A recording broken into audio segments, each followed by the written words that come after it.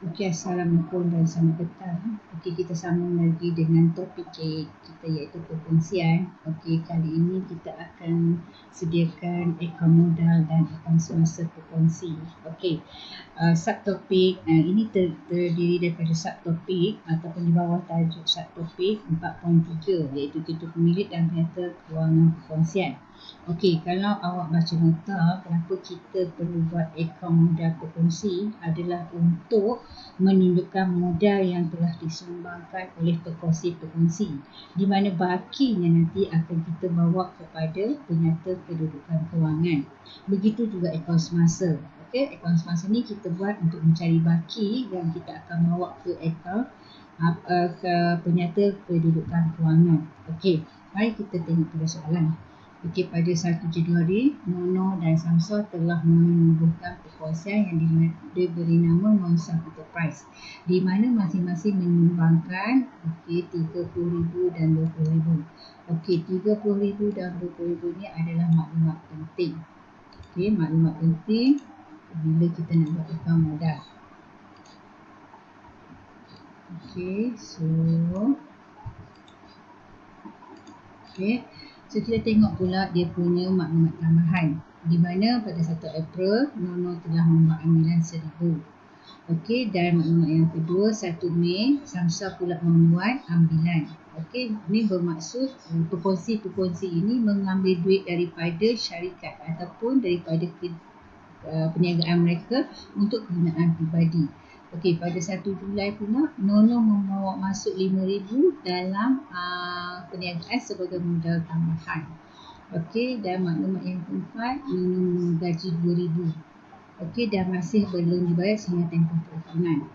Dan yang kelima, pembahagian untung rugi masing-masing adalah RM4,500. Bermaksud ini setelah dibuat penyata pengasingan untung rugi. Okey, yang hari tu kita dah baca macam mana nak menyediakan penyata pengasingan untung rugi. Okey, tujuan dia untuk kita letakkan dia di akaun semasa. Okey, so mari kita tengok akaun modal. Okey, so kita sediakan akaun modal beruangan. Okey, kalau kalau awak tengok buku teks, okey, kita boleh sediakan akaun modal berasingan. Okey, akaun modal Nono dan Samsua berasing. Tetapi itu banyak kerja. Okey, dulu masa silibus dulu kita kena sediakan satu-satu, tetapi silibus baru kita boleh buat dalam bentuk beruangan dan juga dia diterima di peringkat lembaga peperiksaan. Okey, jadi bagi saya lebih baik menggunakan beruangan sebab dia menjimatkan masa dan dia lebih cepat. Okey, cuma bila kita buat beruangan ni kita kena berhati-hati dengan figure dan juga ruangan yang kita guna, takut tersalah ruang. Okey, mari kita tengok kita mulakan dengan akaun modal. Okey, so akaun modal kita kena, apa yang perlu ada dalam akaun modal iaitu baki dan bank iaitu modal awal mereka. Okey, so first sekali. Okey, pada 1 Januari, okey, akaun modal kita dah tahu dia mesti di sebelah kredit. Okey, 2019 Januari 1 bank sebab kita modal awal kita. Okey, so Nono berapa? Nono RM30,000 dan Samsua RM20,000. Okey, Nono RM20,000, Samsua RM20,000. Okey, so kita tengok lagi maklumat tambahan yang keempat, ketiga, di mana Nono membawa masuk 1 Julai. Nono membawa masuk RM5,000 sebagai modal tambahan, kena masuk di ruangan kredit. Okey, sebab Nono ni membawa masuk. So bila dia bawa masuk pada Jun 1. Okey, bank. Siapa bawa masuk? Nono. So Nono bawa masuk RM5,000. Okey, so maklumat lain dah tak ada. So bermaksud di dalam akaun modal ini saja yang kita perlu nyatakan dan kita kena tutup akaun. Seperti biasa, tutup akaun, kita kena bawa baki, hantar ke bawah dan baki bawa ke bawah. Okey, sebab ini adalah angka penerimaan dia. Okey, so baki yang hantar ke bawah, kita akan buat sampai akhir. Okey, so Januari 1 baki BB 35,000, 35,000 dan 2,000. Okey, inilah cara untuk menyediakan akaun modal berangan. Okey, kalau soalan minta akaun modal per kongsi, jadi kita kena buat satu-satu. Akaun modal Nono, akaun modal Samsung, satu-satu. Okey, tak boleh buat beruangan. Tapi biasanya soalan dia minta beruangan. Okey, mari kita tengok pada soalan. Kita nak sediakan akaun semasa. Okey, kita nak sediakan akaun semasa. Apa yang perlu ada dalam akaun semasa? Okey, yang pertama, ambilan. Okey, pada 1 April, siapa yang ambil? Okey, penting ni. Tarikh sangat penting. Okey, tarikh sangat penting. Tolonglah tengok. Okey. Dan ambil 1,000. Okey, so ini Nono yang ambil. So kita buat pada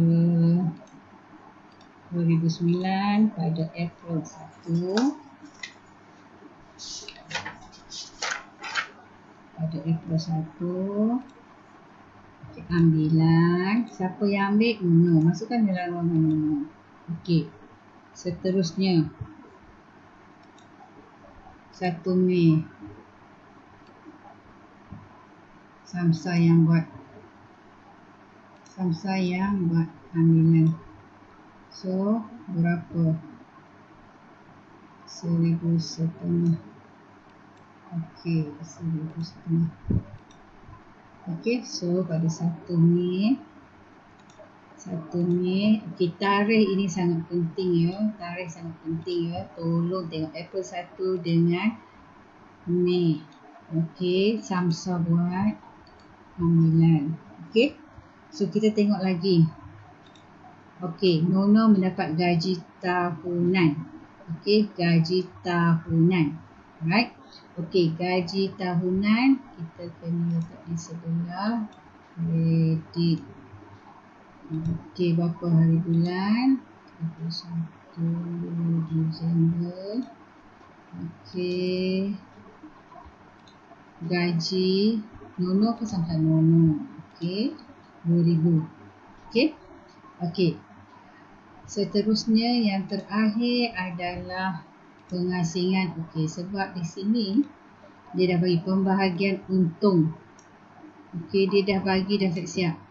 Kalau tidak dia tak bagi. Kita ingat tak kita dah belajar sebelum ini macam mana nak cari dalam akaun pengasingan. Okey, ni yang cikgu kata dalam akaun semasa yang penting kita nak bawa ke akaun semasa nanti. Okey, inilah kita buat akaun pengasingan untuk mencari kongsi untung atau rugi ni. Okey, kita perlu bawa kepada akaun semasa.